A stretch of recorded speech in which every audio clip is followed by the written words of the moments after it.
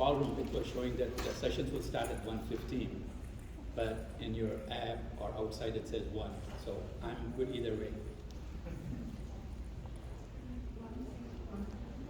Let's start with giving a round of applause for Fred and Katie, who have volunteered.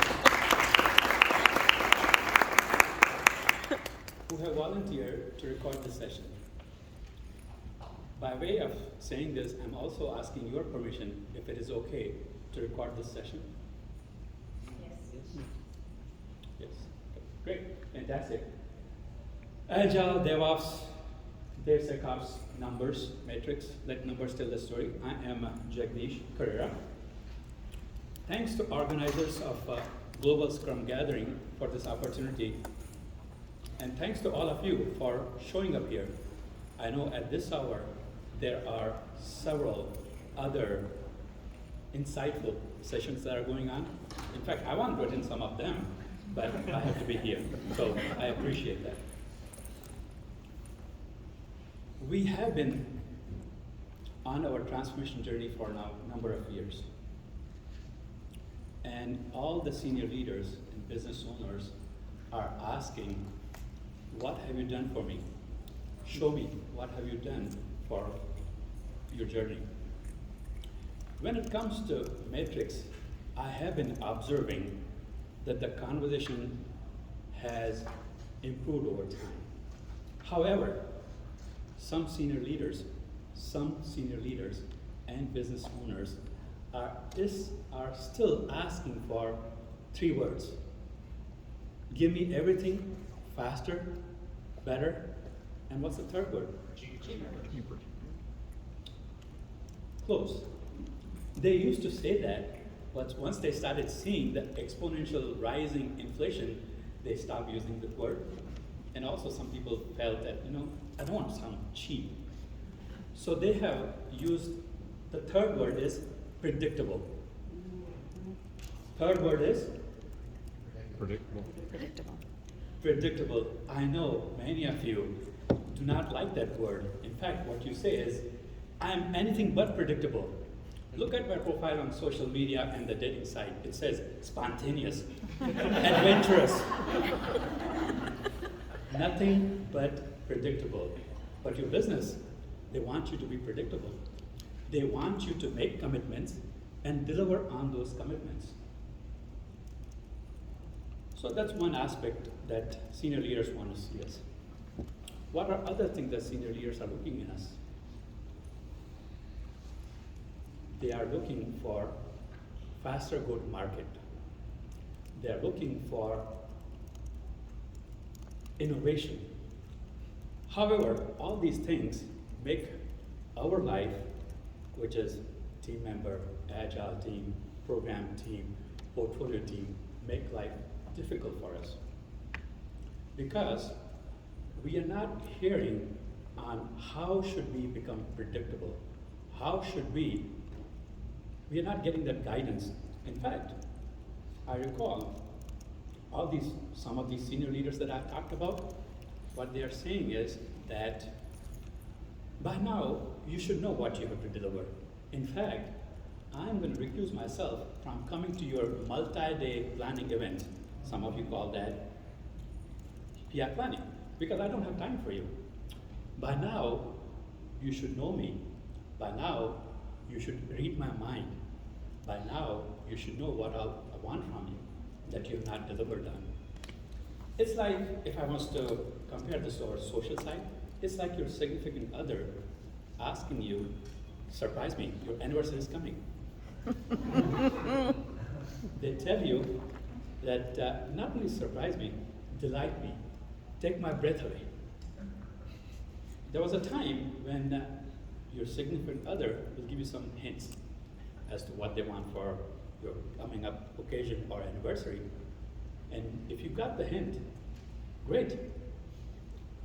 But if you didn't get the hint, your significant other will be kind to you. They will subtly put something in your shopping cart, because nowadays we know everybody's password on your shopping sites. It was easy for you. You just do one click, express checkout, everybody's happy. that is changing. We are being tested. We are being tested on all fronts. So this session is for everybody. If you're a senior leader and you want to set the expectation as to what your vision is and what you want from teams, this session is for you. If you're a team member, agile team, and you want to show how to make commitments and deliver on those commitments by showing some numbers. So I want to talk about accountability. I want to talk about all the metrics that you can use to demonstrate that you are predictable, regardless whether you like the name or word predictable or not. So here are some of the learning outcomes for today. Why metrics? I always start with why. What are we measuring? Are we measuring vanity metrics, leading and lagging metrics, delivery metrics, DevOps DevSecOps metrics, if you're into the technical and technology, CI/CD aspect. Transformative metrics, this is key because we want to transform and continue to transform ourselves. So how do we measure our transformation? And then there will be some takeaways and some Q&As. Are we cool? Is this what you expected from me? All right. There are several authors, several known people who talk about what gets measured gets managed. There are a lot of other people who have said something similar. What gets measured gets done. I'm a little bit more progressive, as you can see. This is what I say. We can only measure, we can only improve what we can measure. In other words, we cannot improve what we cannot measure. So let's talk about what should we measure. What to look for in metrics. What I call about is metrics should be meaningful. Metrics should be insightful. Metrics should be actionable. What do you think of these metrics? Let's look at these metrics and shout out what you can think of. Lines of code. Nah. All right. Number of hits for a website. Okay, someone. Okay. And number of your followers. If you call yourself predictable, you will not get any followers.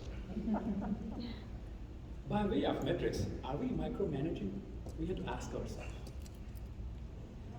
By way of measuring, we have to see, are we justifying our existence? Are we showing how busy we are? So we have to be mindful of answering these questions. And what are the unintended consequences? I'm sure I can tell you several things. Let me give a quick example of, we all own cars, right? Car dealership, vehicle dealership. What they do is, if you buy a car or go for a service, you get the survey in the mail. What it says is that if you are not going to give us 10 out of 10, call us first. Because the service manager or the dealership owner, they want to make sure that you're fully satisfied. After that, then they want to give you more. So they want to get 10 out of 10. This is what I call gaming the system. So we want to stay away from that. And when I said car dealership, you probably gathered where I'm headed. All right, so let's look for some of these answers in these metrics. Business value, time to market, number of story points completed, number of defects raised, number of defects fixed, number of builds. I'm getting into DevOps DevSecOps part. Number of deploys, return ROI, return on investment, number of lines of code that some of you love, revenue, cost, and cost savings. I have a lot to cover, so I'm going to just move on. This is some of the examples that people have told me that they are measured. Raise your hand if your organization is measuring some of these. All right, it's going to be nice participation. May I call upon, you are the first one to raise the hand, Okay. right? What do you guys measure here? We do mean time to recovery. So. Oh, okay. Oh, you're talking about the previous. I'm talking about these weekends work. Oh, those specifically. Yeah. Those. How many of the organizations are measuring whether your employees are contractors are working on the weekends. Okay, so you are employee satisfaction. Would you educate us? How are you measuring that? Well, I don't agree with this 100%, but they use something called an NPS, which is Net Promoter Score, but they put an E on the front for employees, and it's a, if you're familiar with your Uber rating, it's usually 1 through 5, it's based on a scale of 10. And then everything above a 7 is generally seen as pretty good, if I remember correctly. Thank you for sharing that. Any other folks in the room? Are you measuring any of these? Yes, Kate. My work doesn't measure that, but I do for my team specifically to make sure there's not going to be like burn, right? Okay. That they get burnt out. Specifically on weekends worked and off hours, because Awesome. then you're going to miss social commitments. One more round of applause for Katie. That's what I call a true Agilist. Even though there is no company mandate, but she is taking care of her people. And your name, sir? John. Round of applause for John. And may I ask what company do you work for? I work for a company called Sovereign. They do they're ad technology, so internet ads. Sorry. And what company do you work for? Reinsurance Group of America, RGA. Fantastic. Cool. All right. So if you guys are looking for a job, look out for these companies. Any other thoughts on missed social commitments? Anybody measuring that? Anybody measuring any other things? Or what is not out there, but you guys feel that you're measuring, which should be measured, but most companies are not measuring? Right. Let's move on. I talked about some of the metrics. Some metrics could be incentive-based, where you could get some bonuses or some other incentive. Here is a graph that talks about over time, if you're measuring something like that, the performance, and you have, or your company policy is give some incentives based on what you're measuring, there's a possibility that this could happen. While your metrics are showing this progression, your actual progression might be like this.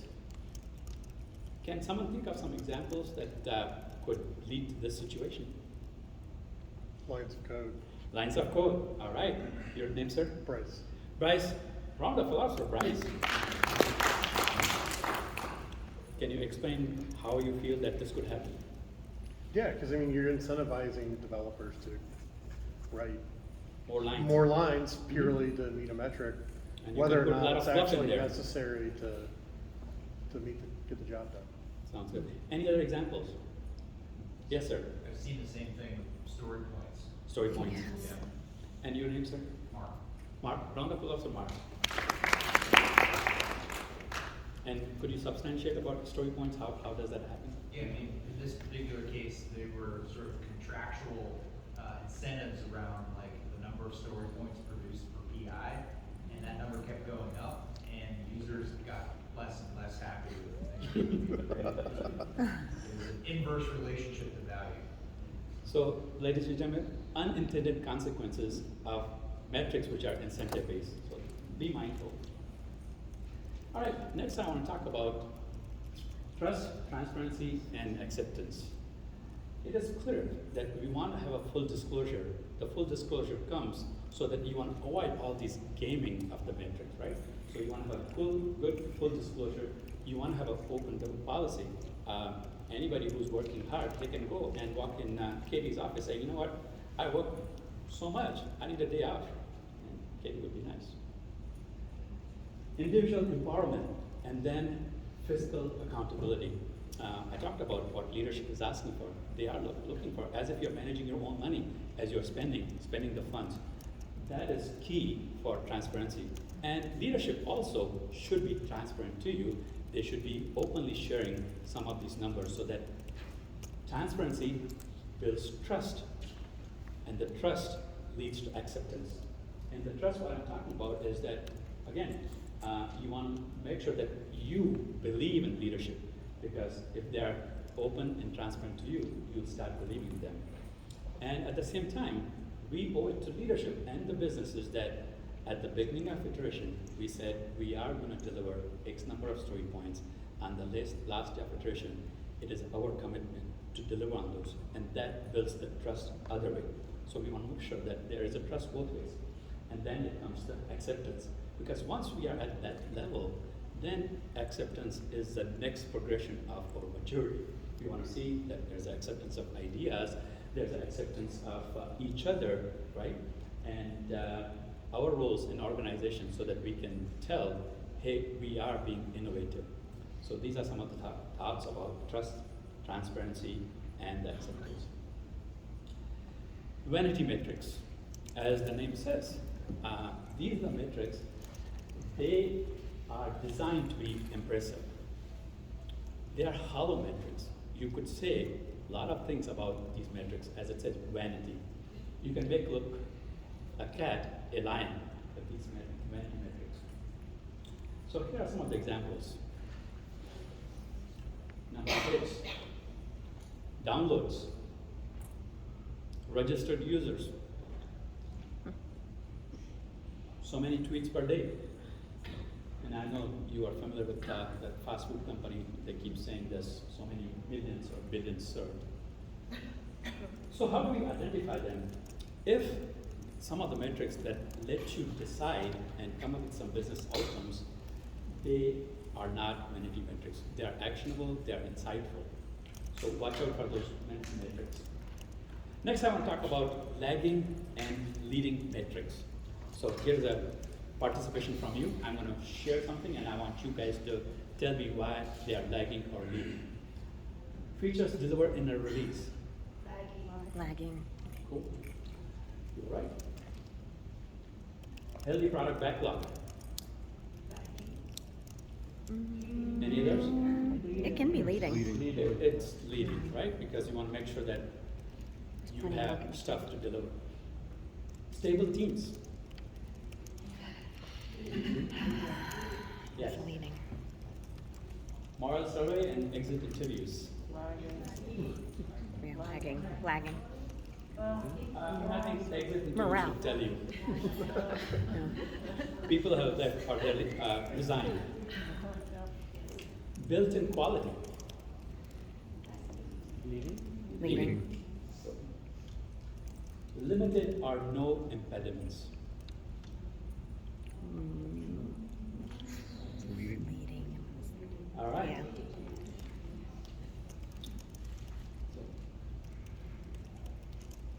What should we measure and what we should not measure is the question. All right. Before I go in, I want to emphasize Larry McRoney. He has done extensive work on ODIM. So I want us to focus on what should we be measuring is we should always keep the end in mind. What are we measuring is we should be striving for outcomes. We should be looking for what outcomes and behaviors we want to see in the organization. Based on those outcomes, we want to think and we want to make sure that what decisions we should be making that would lead to those outcomes. And those decisions should be based on some insights. And how do we get those insights? By doing the right measurements. So ODIM, outcomes, decisions, insights, and measurements. And similarly, if we make the right measurements or metrics, we are able to get the right insights. Those insights will lead to right decisions, and those decisions will produce the outcomes that you and your organizations are looking for. Any questions on ODIM family? And here is, let's recognize Larry McRoney for doing excellent work on ODIM. That's Larry McRoney. All right, let's getting into the delivery metrics. So I talked about some of the things that leadership is looking for. When it comes to delivery, there are some categories I talk about. There are tons of metrics out there, right? But here is some commonly known and used metrics that would help you talk about your delivery. So starting with productivity. When we talk about productivity, we are looking at these 3 dimensions. What is the throughput? Not the velocity. Velocity trends, right? Because velocity is something that, as gentleman pointed out, Mark, right? you could manipulate, but the trends you cannot, or should not. Feature cycle time. So those are productivity related, and I have some detailed examples, we'll talk about that, showing you some diagrams. Predictability. That predictability you can measure by what is the lead time. When I talk about lead time, I talk about end-to-end concept to cache. So the moment you know this is what needs to be changed or this feature is to be delivered, from that point all the way into production when consumers are utilizing the feature, that is overall end-to-end lead time. Work in progress. We all know by now that context switching does not help us, so WIP limits have to be carefully measured and looked at. Cycle time. Now cycle time is a little different from lead time. Can anybody say what is lead time and cycle time? Difference between the two? Cycle time is the time when they're actually working on it. Your name, ma'am? Donna. Donna, round of applause for Donna. Thank you. So that's the difference between the cycle time and the lead time. Sorry, just an additional question. So the lead time is the overload time, wait time, cooling wait time? The lead time, I'll let him answer that since you're right. Yeah. What is lead time? Yeah, lead time would be cycle time plus whatever the wait time is. Yeah. And wait time could be before someone engages to work on it, or it could be, hey, it got done, it got accepted, but then we have to follow all kinds of processes before it goes to production. So until the acceptance, accept or? Cycle time is ready state to acceptance. Done. Okay, gotcha. Lead time is from business owner coming to some portfolio manager or product manager saying, hey, I need this to be staying competitive in the market, or so on and so forth, whatever the rationale is, business case, lead business case, and so on and so forth.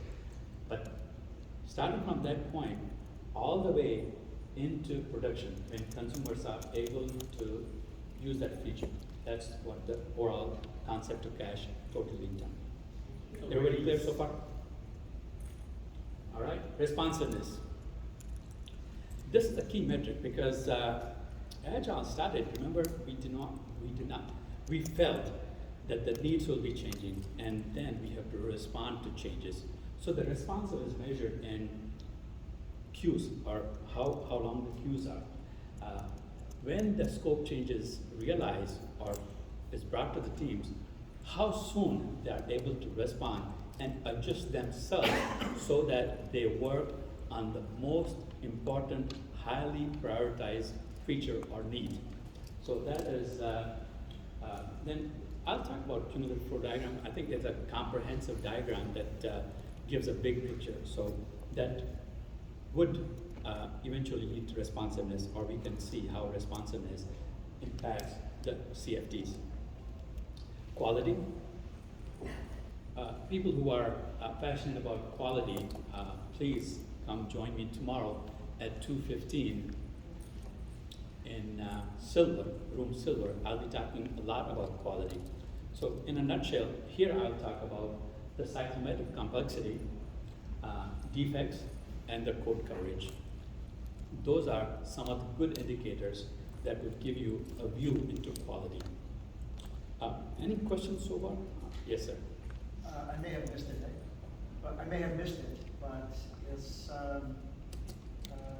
would backlog churn be part of any of these? Very good point.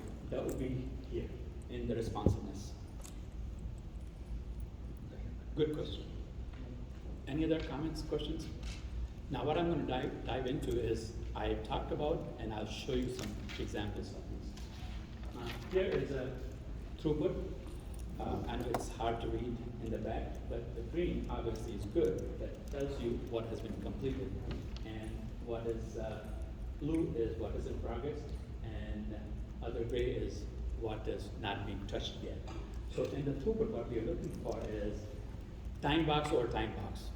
Time box over time box, you want to see that green bar goes higher and higher. That will show that your teams are producing higher, they're giving a good throughput. Another throughput that I have seen most often used is that we are seeing that most teams are not just doing the innovative or new product work, they are also responsible for defects.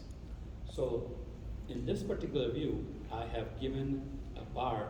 Green is new work, new feature done, and red is whatever defects they see, part of the capacity of the team is using there.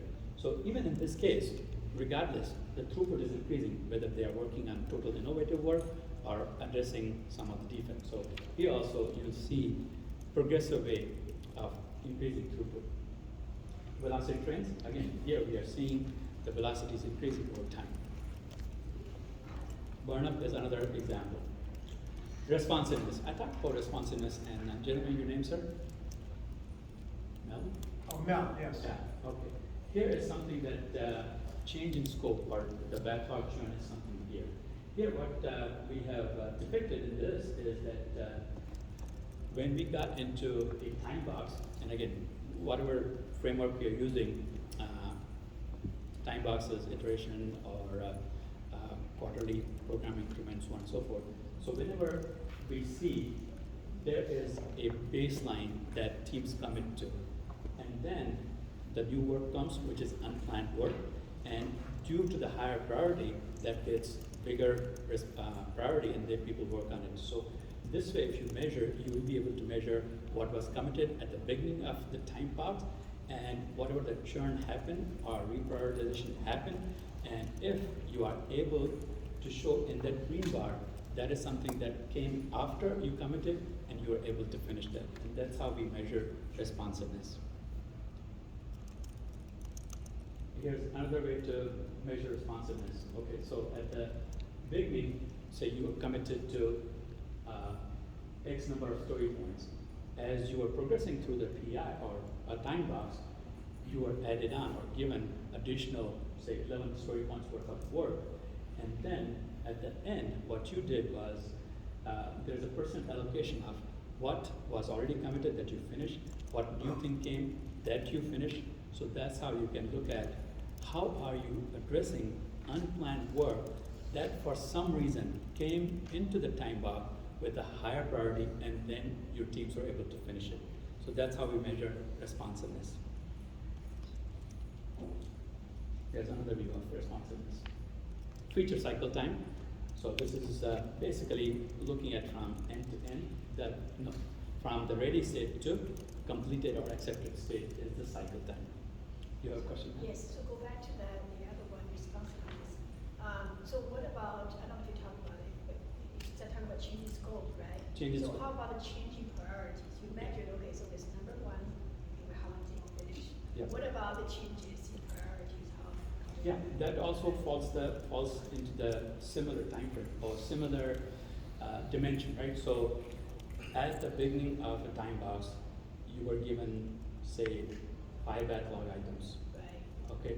And then priority changed. Now you're given saying, you de-scoped or you added more? Let's just say it's the same number, just It's the same number. switch priority. You, number 5 now suddenly become number 1. Number 1 no longer number 1 anymore. Yeah. What, So again, that would fall, again, reprioritization of whatever the number 5 was and became number 1. How quickly teams are able to push the work they were working on and then put that aside and bring the new work into the cycle, that would show the responsiveness. Cool, great questions. Yeah, let's keep it interactive, guys. Here is user story lead time. Again, so sometimes backlog refinement is always happening, right? Before a team touches something, that is a lead time for the story. The product owner, product manager, they define the story. It is now in the ready set. By the time it gets committed and pulled from ready to in progress, that is the lead time for the story. All right, so that does the. I have a question about the lead time. Yes, go ahead, sir. So what are we trying to measure with lead time? Is it consistency, or is it we want the lowest lead time possible? Because That is fantastic, $1 million question. The question we're talking about is, remember what I talked about podium framework? Every organization has different outcomes they are looking for. And again, what could be good for industry, say financial industry, healthcare industry, may be different objective or outcomes versus some of the high-tech companies that we are looking for. Because it's all dependent on organization. What could be a good outcome or behavior from an organization may not be the same for other organization in different industry. So it really is depending on. By the way, I'll answer as many questions as I can, given now I got the 15-minute timer. So let me go through the content. What I did was proactively, I have left my business cards on the table, each one at the table. And if we run out of the table, there are business cards at the back table as well. So please, if I do not cover it, I am committed to answer all your questions if I have the answer to. So reach out to me, connect with me afterwards as well. So, in the interest of time, we have 15 minutes. I'm going to fast forward this. All right, I talked about CFD, right? So in this CFD, I want us to focus on different bands here. The orange, amber, orange color is all defined stories.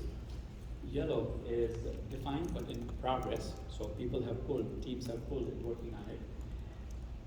Blue is completed. That means team worked on it, they did the peer review, it passed some unit tests, it's ready to be reviewed by product owner, product manager, or whosoever is going to accept that story.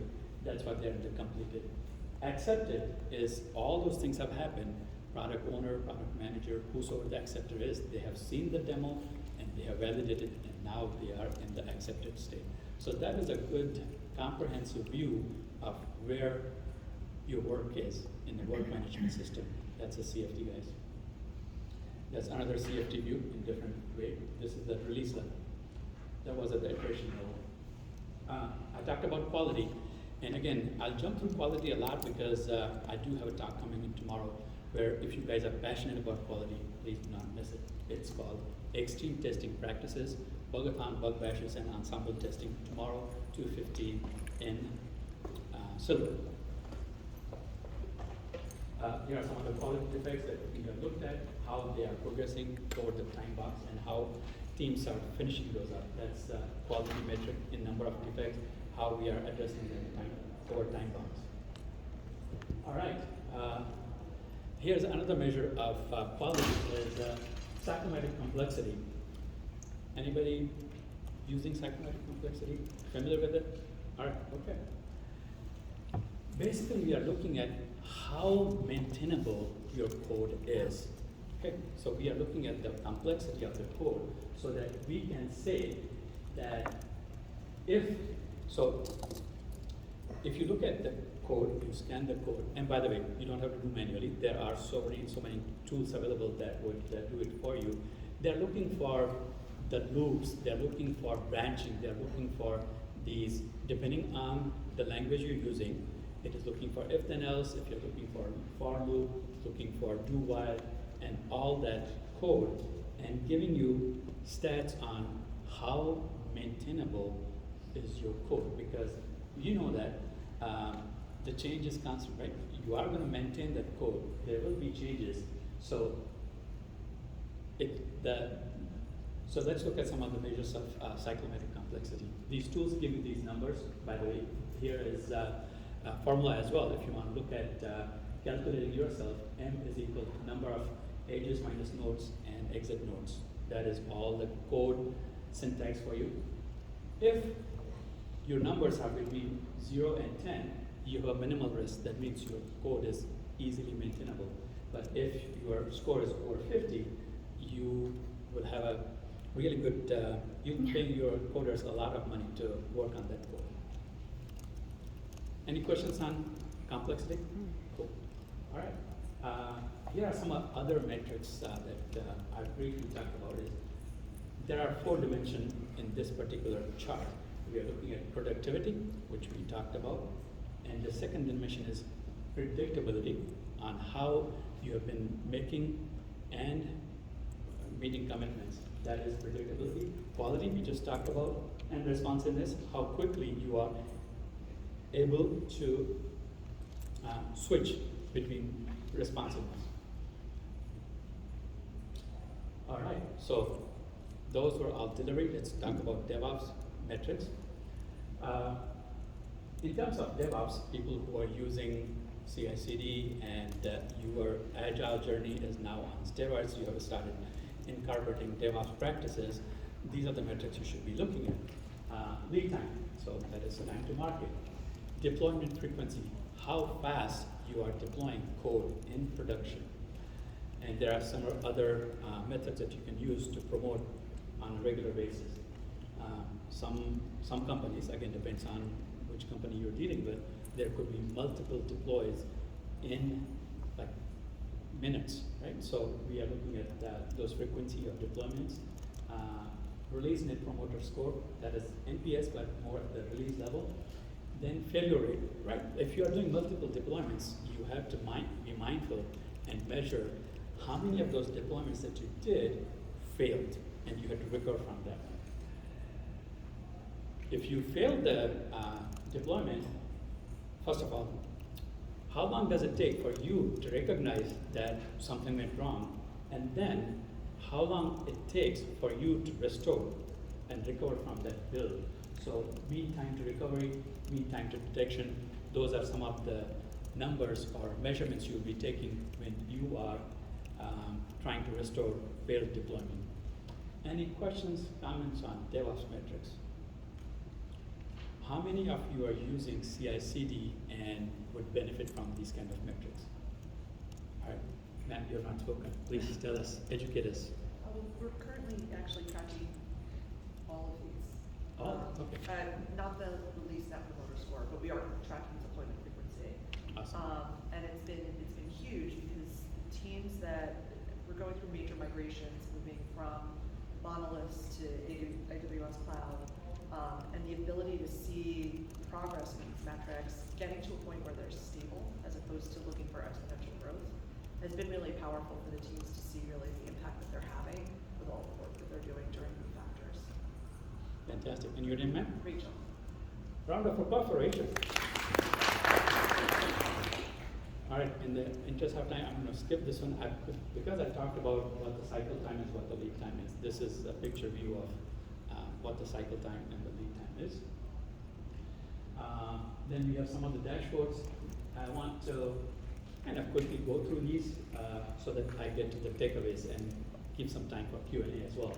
So here is, as Rachel pointed out, some of the response as to when you detect the failed deployment and what is the recovery time for you guys. So these are some of the tools here. All right, cool. Transformative metrics, because how good is your transformation going? That is in terms of culture, right? I talked about outcomes, right? By doing agile adoption, you want to change the culture. So how do we measure the culture is through net promoter score, and we got the example from gentleman here. Engagement. I started my talk by saying, hey, after some point, if you do not deliver, you will get less and less engagement from business. So how do we measure the engagement? There are several ways to do that. There are Q12 Gallup surveys and stats that could come from HR. And I'm saying HR, which are more proactive rather than people leaving, right? So we want to look at the engagement. Behavior. Behavior is a key because it's all team concept. We are looking for some teamwork. We are looking for some shared ownership. So I'll give a quick example on shared ownership is that you are on reaching toward the end of your time box and you have, say, most of the team members have finished their work and it's at the acceptance state, but there's one person who's struggling. We should just swarm. That is a team ownership. We should just help get that ball to the finish line so that we can call that time box as done for entire team rather than one team member lagging behind. So that's overall ownership and teamwork. Satisfaction, happiness. You saw pursuit of happiness segment earlier today, and moral. So that comes through measuring what's the quality of the work culture. Is it a toxic culture or it is something employee friendly, worker friendly? So that is the satisfaction overall. Then there are other metrics. I just wanted to show that there are some assessment type, and this is one of the complex assessment that I have worked on, where you can look at the big 360. This could be hundreds of questions and survey areas that you can kind of lean on, get the answers anonymously, and project as to what the health check of team, program, portfolio, or even the enterprise looks like, looking at these assessments. All right, then we talk about growth and fixed mindset. Again, this goes toward the, some of the things that we are looking in the team, some behaviors that we are looking. So if you have a fixed mindset, you are going to achieve only limited. If you have a growth mindset, sky's the limit. All right, then some of the takeaways here. I want to talk about is that we should start measuring something that will give us insight, something that will give us decision-making ability. Don't just measure something because it's easy to measure or your tool gives it to you. Think of this measurement as a feedback, not that you're making a nice list or naughty list and then punish people who fall on the naughty list. You have to be careful. You have to have a growth mindset. You want to learn from measurements so that you can do a course correction and reach the goal of the organization. Measure for the specific outcomes and try to use the automation as much as possible, because we all know humans are very creative and they will do whatever it takes to help them get most out of their metrics in their favor. So use automation. All right, this particular talk that you just heard, just gave it in May in Valencia, Spain, Automated Rescue Summit. We are doing it today. And if you like it and want to see more of it, I am going to be presenting in Agile Alliance, Nashville, Tennessee. Same talk, but longer duration. I get 75 minutes from Agile Alliance. So if you want to see me again, meet me in Nashville in July timeframe. Any questions? Comments? Yes. Rachel first? Yeah, Rachel. Yes. So when we're talking about transformative metrics, in the behavior area, you were talking about changing shared ownership. When I'm working with teams and leaders in terms of metrics, one of the key things that I focus on is that some metrics are a great idea, but if you can't find a numerator and a denominator, you should try to find something better so that you do have the potential to automate. In that shared ownership, we were talking about moving towards swarming and shared work. And I'm curious, as that seems like a more subjective measure, how are you finding that people are turning that into something that they can actually track and see the trends?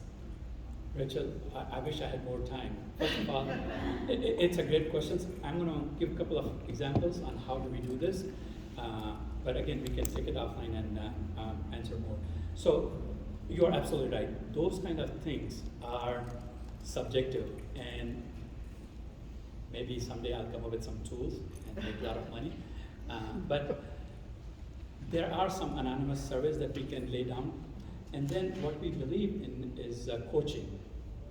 We want to encourage coaching, and see, we trust coaches, right? So we want to give something to them as well, is that they could be embedded, and they're looking for, I know it's a virtual board, but they are looking for those behaviors that foster teamwork.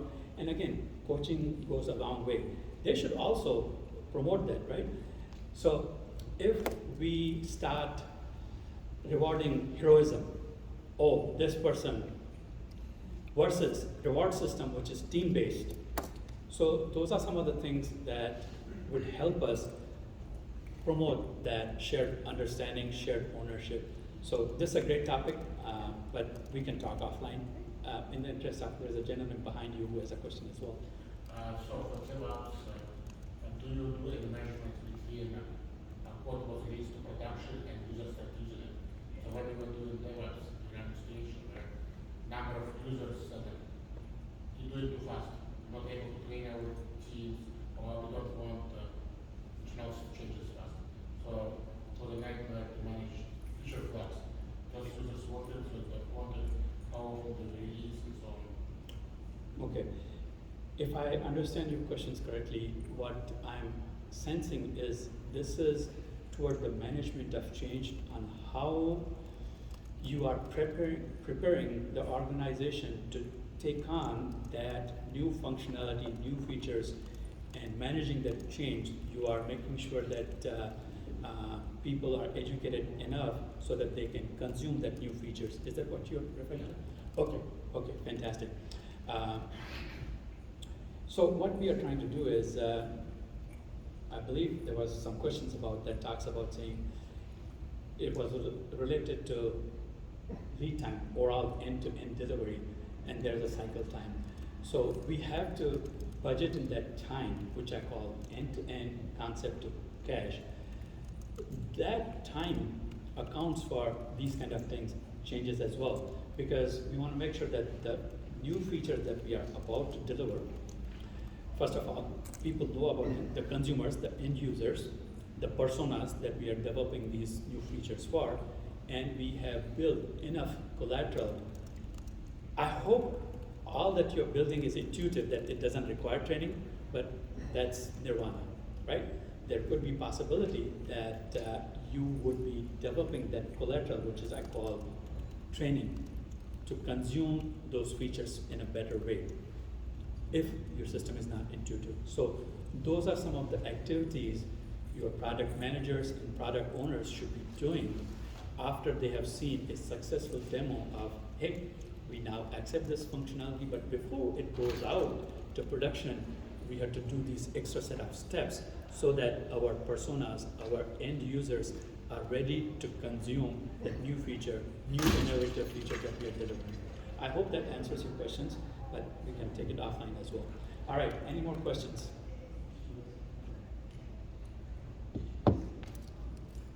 Again, I want to thank you. You have been a wonderful audience, and thank you for your engagement. And if you like this, please give me the hearts and your feedback, because I do care about metrics.